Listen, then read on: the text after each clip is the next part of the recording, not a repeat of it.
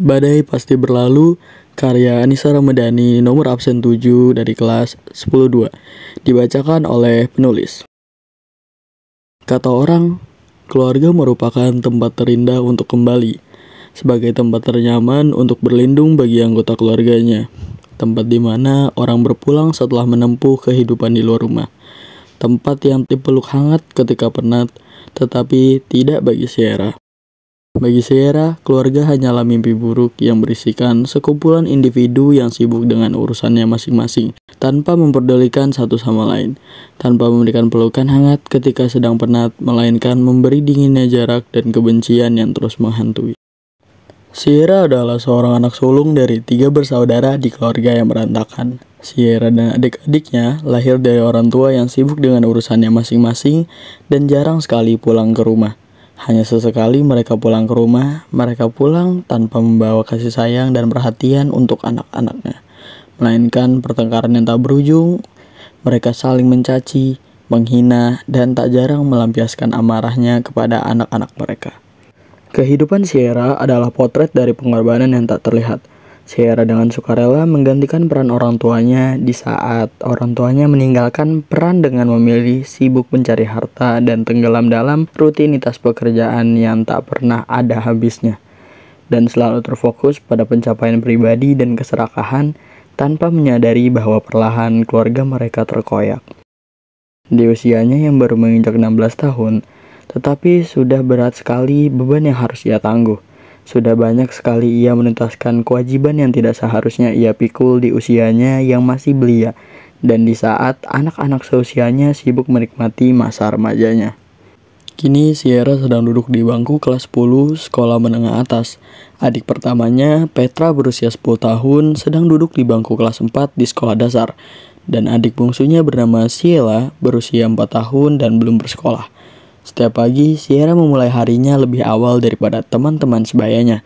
Dengan sabar, ia menyiapkan sarapan serta bekal untuk Petra dan Sheila, memastikan semuanya dalam keadaan siap sebelum membangunkan mereka. Petra dipersiapkan untuk berangkat ke sekolah, sementara Sheila diantar ke rumah Tante Ani yang dengan baik hati bersedia menjaga Sheila selama Sierra dan Petra bersekolah. Setelah memastikan kebutuhan adik-adiknya terpenuhi, Sierra akhirnya punya waktu untuk mempersiapkan dirinya sendiri. Ia mengenakan seragam sekolah dengan cepat, merapikan rambut seadanya, lalu bergegas menuju sekolah. Rutinitas yang sama terulang setiap hari tanpa keluhan dari Sierra, meskipun terkadang rasa lelah menghampirinya. Di sekolah, Sierra dikenal sebagai murid yang aktif dalam berorganisasi. Ia cerdas, gigih, rajin, periang, serta ramah terhadap siapapun. Selain karena tuntutan orang tua yang selalu menginginkan dirinya menjadi juara dalam bidang akademik, Sierra juga memiliki alasan lain.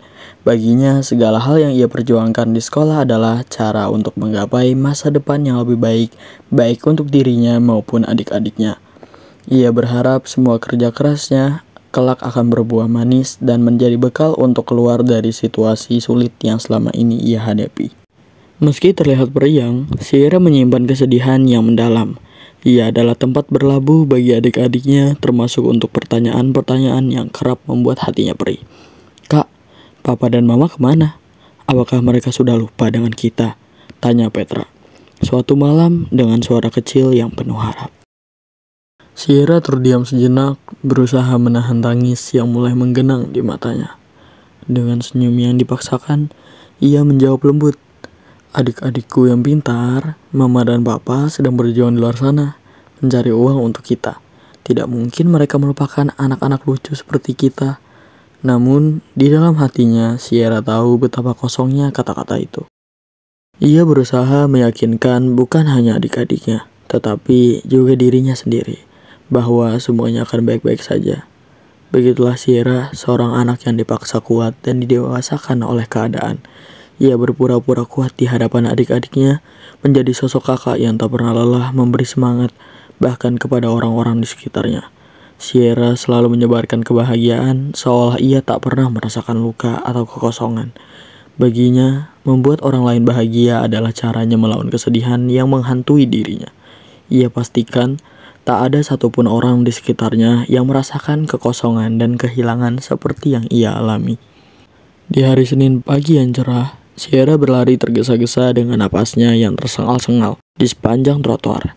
Langkah demi langkah, kakinya semakin berat. Ia paksakan agar terus melangkah. Kakinya sudah tak kuat untuk menopang tubuhnya lagi. Sierra terjatuh lemas. Semua ini bermula dari pagi yang penuh kesibukan. Sierra begitu sibuk mengurus keperluan adik-adiknya, menyiapkan sarapan, bekal, dan mengantar Sheila ke rumah Tante Ani. Hingga tak sadar, waktu terus berlari mendahuluinya.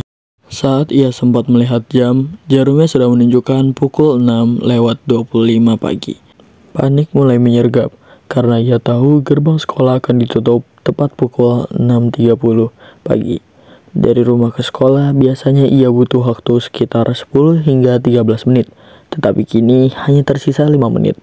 Dengan tekad yang bulat, Sierra memaksakan diri untuk berlari secepat yang ia bisa. Namun, tubuhnya yang kelelahan akibat kesibukan pagi itu akhirnya menyerah. Sierra yang lututnya lecet akibat terjatuh di jalan dan tubuhnya yang lemas akibat berlari untuk jarak yang cukup jauh, memutuskan untuk berjalan dengan tempo yang lambat. Rasa sakit pada lutut Sierra ditandai dengan luka. Terlihat darah yang mengalir keluar dari luka tersebut dan kemerahan di area sekitar luka. Sakit sekali, aku tidak bisa lanjut berlari untuk ke sekolah. Sungguh malang nasibku pagi ini, keluh Sierra pelan. Saat ia sedang berjalan perlahan, terdengar suara bel sepeda dari kejauhan. Kring-kring, suara itu semakin mendekat.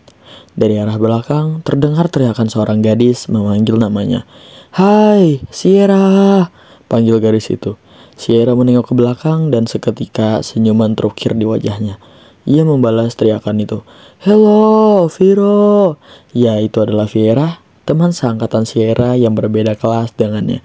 Viera atau yang biasa dipanggil Viro adalah gadis cerdas yang dikenal baik oleh banyak orang. Namanya terdengar agak unik bagi Sierra. Dari cerita-cerita yang ia dengar, Viro adalah sosok yang mudah beradaptasi, baik hati, dan pintar dalam berinteraksi dengan siapa saja. Viro mengayuh sepedanya dengan cepat menuju Sierra dan berhenti di sampingnya. "Sierra, ayo cepat naik ke sadel belakang," ajaknya. "Apa kamu tidak keberatan, Viro?" jawab Sierra. "Tidak apa-apa, ayo cepat sebelum kita semakin terlambat," jawab Viro sambil menepuk jok belakang. Sierra duduk di jok belakang sepeda dan memegang pinggang Viro erat-erat. Setelah dirasa siap, Viro segera mengayuh pedal sepedanya dengan sangat cepat. Sesampainya di gerbang sekolah, mereka mendapati gerbang sudah tertutup rapat. Suara pembina upacara terdengar dari lapangan, membuat mereka sadar bahwa mereka sudah terlambat. Sierra terduduk lemas di depan gerbang, lalu menghela napas. "Ternyata kita tetap terlambat ya," keluhnya. Viro menyandarkan sepedanya dengan napas yang tersengal-sengal, memandang Sierra dengan prihatin. Matanya kemudian tertuju pada lutut Sierra yang terluka. "Aku baru menyadari ada luka terbuka di lututmu. Tunggu sebentar, kita harus masuk ke dalam dan segera ke UKS. Aku akan mengobati luka di lututmu itu," ujar Viro. "Terima kasih, Viro. Maafkan aku yang terus merepotkanmu," jawab Sierra dengan lemah. "Santai saja, Ra. Aku tak merasa direpotkan," balas Viro, tak lupa dengan senyuman teduhnya. Lalu ia memanjat gerbang dan memanggil Bang Usman, satpam sekolah. Setelah beberapa saat bernegosiasi, Bang Usman akhirnya membukakan gerbang dengan hati-hati agar tidak mengganggu jalannya upacara. Sierra dan Viro pun berhasil masuk. Meskipun telat, keduanya bersyukur karena masih bisa menyelinap masuk untuk mengobati luka Sierra di UKS, lalu bergabung ke barisan para murid untuk mengikuti upacara bendera yang sedang berlangsung. Hari-hari berlalu. Setelah kejadian di hari itu, hubungan Sierra dan Viro semakin dekat. Mereka telah menjadi sahabat sejati yang saling melengkapi. Viro sering mendengar cerita Sierra tentang keluarganya yang berantakan, tentang orang tuanya yang meninggalkan peran mereka sebagai orang tua dengan memilih sibuk mencari harta dan tenggelam dalam rutinitas pekerjaan yang tak pernah ada habisnya, dan selalu terfokus pada pencapaian pribadi dan keserakahannya. Viro yang berasal dari keluarga cemara bertekad untuk menjadi pendukung setia Viera. Ia ingin menemani dan membantu sahabatnya melewati semua kesulitan, bahkan ketika Sierra merasa hidupnya hanya dipenuhi kekosongan dan kesedihan. Di suatu malam, ketika Sierra, Petra, dan Sheila sedang bermain dan bercanda ria, terdengar suara ketukan dari pintu depan. Sierra mendekati jendela untuk melihat siapa yang datang, dan ia hampir tidak percaya saat melihat sosok ibunya berdiri di luar menangis terseduh-seduh. "Mama," bisik Sierra. Dengan cepat, Sierra membuka pintu dan mempersilahkan ibunya masuk. Ibu mereka terlihat begitu rapuh, dengan wajah yang penuh dengan rasa bersalah. Sierra menuntun ibunya ke sofa, sementara Petra membawa air hangat dan Sheila menyodorkan tisu. Setelah suasana menjadi lebih tenang, ibu mereka memeluk ketiga anaknya dengan erat. "Mama meminta maaf untuk semuanya," ujar ibunya di sela isak tangis. Sierra menangis bersama ibunya, mengingat semua rasa sakit yang ia pendam selama ini, namun ia tahu bahwa ibunya ingin memperbaiki semuanya. "Mama, meskipun sakit, aku selalu memaafkan Mama. Mama tetap mamaku," ujar Sierra tulus. Putra dan Sheila pun ikut memaafkan ibu mereka. Setelah percakapan itu, Sierra meminta Petra membawa Sheila masuk ke dalam kamar dan segera tidur, dikarenakan hari sudah malam. Sekarang tersisa Sierra dan ibunya. Ibunya bercerita bahwa ia akan segera berpisah dengan ayah, dikarenakan ayah yang berselingkuh dan lebih memilih melanjutkan hidupnya bersama wanita yang menjadi selingkuhannya. Mendengar cerita itu, tubuh Sierra pun kaku, tidak dapat berbicara, dikarenakan sakit yang luar biasa pada hatinya. Setetes demi setetes air mata Sierra pun berjatuhan. Itu menghancurkan hati Sierra. Namun, lagi dan lagi ia berusaha untuk tetap tegar. Ia tahu untuk kedepannya hidup mereka tidak mudah, tetapi ia yakin bahwa mereka akan mampu melewati segalanya bersama. Keesokan paginya, saat berjalan bersama Viro menuju sekolah, Sierra menceritakan semua kejadian yang terjadi semalam. Dengan penuh perhatian, Viro mendengarkan setiap kata yang keluar dari mulut sahabatnya. Ia tak hanya menjadi pendengar yang baik, tetapi juga memberikan kalimat-kalimat penyemangat yang tulus. Suaranya lembut, caranya berbicara penuh pengertian, tanpa sedikit pun membuat Sierra merasa tersinggung. Dalam hati, Sierra merasa amat beruntung memiliki seorang sahabat sejati seperti Viro, yang selalu ada untuknya di saat-saat tersulit. Kini, Sierra memiliki fokus baru dalam hidupnya. Ia belajar dengan lebih giat, tak pernah melewatkan kesempatan untuk meningkatkan diri demi meraih kesuksesan. Di sela-sela waktunya, ia membuat dan menjual aksesoris hasil kerajinan tangan. Hasil penjualannya ia gunakan untuk membantu perekonomian keluarga, sebuah langkah kecil yang ia harap dapat meringankan beban sang ibu. Sierra juga memegang teguh prinsip hidupnya untuk menjaga dan membahagiakan ibunya serta kedua adiknya, Petra dan Sheila. Ibunya yang tak pernah lelah berjuang meskipun sedang diterjang oleh badai, kini menjadi teladan baginya. Sang ibu bekerja keras, membangun karir sekaligus menjalankan peran sebagai ibu dan ayah dalam keluarga. Bagi Sierra, ibunya adalah sosok tangguh yang tidak pernah menyerah pada keadaan. Waktu terus berjalan dengan usaha dan doa yang tak pernah putus. Perlahan-lahan Sierra dan ibunya mulai memetik buah dari kerja keras mereka. Ibunya sukses dalam karirnya, menjadi pribadi yang semakin kuat dan penuh kasih sayang. Sierra berhasil lulus dari sekolah menengah atas dengan prestasi gemilang, sambil terus mengembangkan bisnis aksesoris hasil kerajinan tangannya hingga mencapai kesuksesan. Petra kini melanjutkan pendidikan di sekolah menengah pertama, sementara Sheila mulai menginjak bangku sekolah dasar. Keluarga kecil itu yang dulu hampir hancur oleh badai kehidupan, kini berdiri teguh saling mendukung dan menguatkan. Mereka yang tak pernah menyerah berhak mendapatkan kebahagiaan yang layak. Sierra menyadari meski kehilangan sosok ayah dalam hidupnya, ia tidak pernah benar-benar sendirian.